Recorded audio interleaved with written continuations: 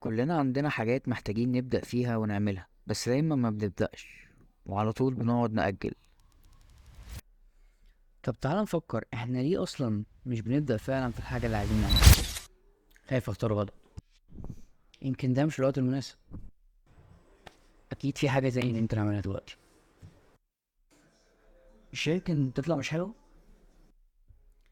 بص، كل اللي فات ده افكار بتيجي في دماغك اول ما بتفكر تبدأ، لان ببساطة الانسان عدو ما يجهل. يعني دايما انت هتخاف من حاجة لما تعرفها، دايما هتخاف لما بتخش اي مرحلة جديدة، دايما هتبقى خايف من نتيجة الحاجة. افرض طيب ما طلعتش حلوة، افرض تعبت ومفيش نتيجة. يعني دايما خايف من اللي ممكن يحصل من غير حتى ما تبدأ، من غير حتى ما تشوف هل ده فعلا الأفكار دي ممكن تكون حقيقية ولا لأ. عايز أقولك حاجة، إن الخوف ده كده كده هيفضل موجود حتى بعد ما تبدأ. في خوف برضه هيبقى موجود، خوف فعلا، لأن ممكن تطلع الحاجة اللي أنت بتعملها أو المجهود اللي أنت بتبذله ده ما يطلعش النتيجة اللي أنت مثلا شايفها. فالخوف ده كده كده هيفضل موجود، لكن لو الخوف أثر عليك مش هتعرف تبدأ أصلا. فبالتالي لازم تتقبل الخوف ده وتخش وتبدأ في الحاجة فعلا حتى لو انت خايف. فأول حاجة محتاج تعملها هو ان انت تبدأ بخوفك، ابدأ حتى لو انت خايف. وعلشان تبدأ محتاج تعرف ان الفشل او الخسارة ده جزء من العملية. يعني ده حاجة أساسية كده في الدنيا، من الآخر مفيش حد بيجيبها من أول مرة. لازم تغلط مرة وتتعلم، تغلط مرة وتتعلم. وبالعكس الفشل والخسارة دول بيوضحوا لك حاجات كتير، بيعرفوك فعلا ايه المشكلة، بيوضحوها لك كده عشان لما تيجي المرة الجاية بقى تعمل الحاجة دي او تاخد الخطوة دي تتفادى المشكلة دي او ما تعملهاش. فلازم تبقى فاهم ده كويس، عشان لو خسرت بعد ما بدأت مثلا او فشلت في حاجة ما تبقاش دي نهاية المطاف. لكن لا، في فرصة تانية وممكن تبدأ من اول وجديد تاني، بس ساعتها هتعدل او تحسن الحاجة الغلط اللي حصلت. فخسارتك او فشلك في حاجة ده بيوضح لك المشكلة أكتر، وبيعرفك فعلا أنت كنت غلطان في إيه ومحتاج تعدل إيه. فبالتالي هتعرف توصل أسرع للحاجة اللي أنت عايزها. وافتكر تاني إن فعلا محدش بيجاوب من أول مرة. لازم تحاول تاخد مخاطرات شوية، لازم تخرج من منطقة الراحة بتاعتك. أنا قعدت فترة كبيرة جدا مش فاهم يعني إيه أخرج من منطقة الراحة بتاعتي، أعمل إيه يعني.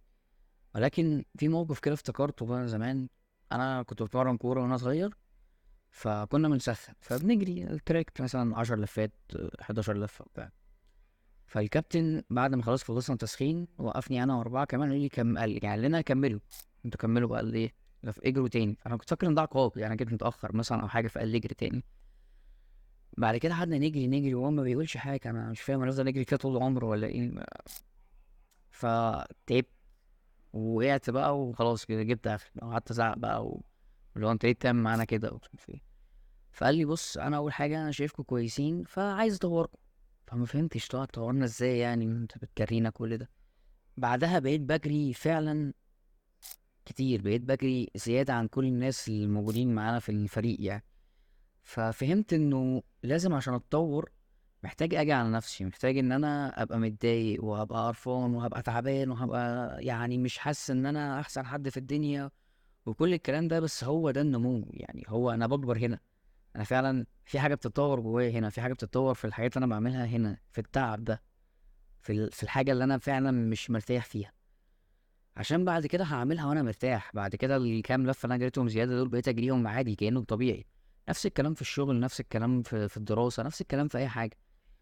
لو انت عودت نفسك ان انت تعبت الحته دي زياده، المره الجايه هترجع تعملها عادي ولا كأن حصل لك حاجه. فطبق المثال ده على كل حاجه في حياتك، تلاقي ان النمو كده. الفرص مش هي اللي بتجيلنا، احنا اللي بنروح الفرص. لان ببساطه لما بنمشي في الطريق بنقابل فرص كتير. ممكن الطريق ده يفتح لنا اكتر من طريق تاني. ممكن تبقى ماشي في طريق مثلا معين، او انت حاطط لنفسك خطة معينة وفي الاخر تلاقي ان انت ربنا قدر لك ان انت تبقى في مكان تاني او في حاجة تانية. بس انت لو مشيتش الطريق ده مش هتعرف فعلا هل كان ممكن تقابل ناس يودوك حتت احسن ولا لا. هل كان في فرص فعلا وانت ضيعتها ولا لا. مش هتعرف حتى تحاسب نفسك، هل كان المفروض فعلا الطريق ده امشيه ولا لا. فللأسف لازم تمشي في الطريق. بس الموضوع عامل كأنك بالظبط يعني اللي ما بيتحركش، او لو انت ما عرفتش تاخد خطوة هتبقى عامل زي ان انت واقف في اول الطريق والناس كلها جايه تحكي لك ايه اللي حصل، بس انت ما تعرفش فعلا ايه اللي حصل، ما تعرفش هل الطريق ده كان كويس ولا لا، هل فعلا في الحاجات اللي هم بيقولوا عليها دي ولا لا، هل هتبسط ولا لا، ما تعرفش. فهي ده طريقك انت، دي قصتك انت، لازم انت اللي تمشي وانت اللي تشوف.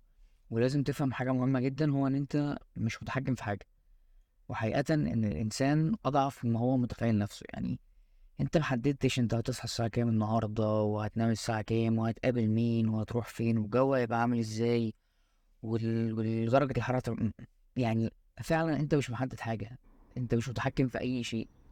فما تشيلش اهم حاجة، لان الامر كله ده بايد ربنا، الظروف والكلام ده كله مش بايديك، دي كلها حاجات بايد ربنا.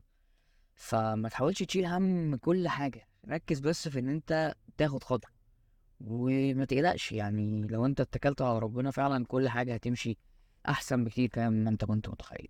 لازم تشوف الصورة الكبيرة، بمعنى ان الخطوات الصغيرة اللي انت بتاخدها دلوقتي دي، الخطوة ورا التانية ورا التالتة، تمام، مش هتبان نتيجتها دلوقتي، هتبان نتيجتها بعد فترة. هي دي الصورة الكبيرة اللي احنا بنتكلم عليها. يعني مثال، مثلا لو انت زودت وجبة في اكلك كل يوم، انت مش هتتخن النهاردة، ولكن بعد فترة هتبان انك تخنت، هتبص في المراية كده تلاقي نفسك فجأة تخنت. هي دي الصورة الكبيرة فعلا اللي اتكونت، لأن أنت زودت وجبة واحدة بس كل يوم، فالتراكم ده عمل النتيجة اللي أنت شايفها. ما تقللش من خطوتك، ما تقللش من الخطوة اللي أنت بتاخدها. أي خطوة صغيرة بتاخدها هي حاجة بتبني عليها عشان فعلا توصل للحاجة اللي أنت عايزها.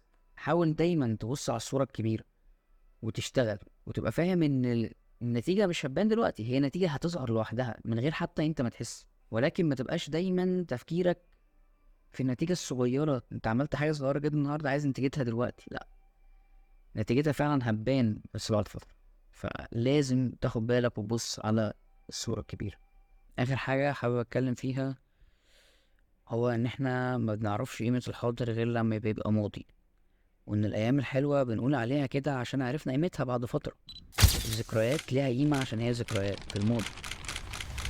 فما تخافش، محدش هيحرق عليك الفيلم، لازم تتفرج عليه بنفسك وتعرف النتيجة بنفسك.